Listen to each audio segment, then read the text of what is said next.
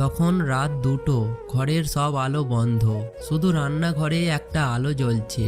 ছেলে উঠে দেখে মা চুপচাপ বসে আছে, হাতে ছেলের পুরনো স্কুলের ব্যাগ। ছেলে বিরক্ত হয়ে বলল, এত রাতে এসব বের করছো কেন? মা হালকা হাসে আর বলে, কিছু না বাবা।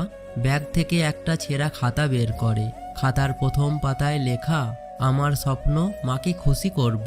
মায়ের চোখ ভিজে যায়, ছেলে থেমে যায়। ওর মনে পড়ে আজ কয়েক ঘন্টা আগেই সে বলেছিল, মা তুমি কিছুই বোঝো না। মা আস্তে করে বলে, এই লাইনের জন্যই আমি আজও বেঁচে আছি রে বাবা। ছেলে কাছে গিয়ে মাকে জড়িয়ে ধরে। ঠিক তখনই মা হালকা কেঁপে ওঠে, তারপর চোখ বন্ধ। ডাক্তার পরদিন বলে রাতে হার্টফেল করেছে, তবে খুব শান্ত ছিল। ছেলে ঘরে ফিরে দেখে রান্নাঘরের সেই আলোটা এখনো জ্বলছে।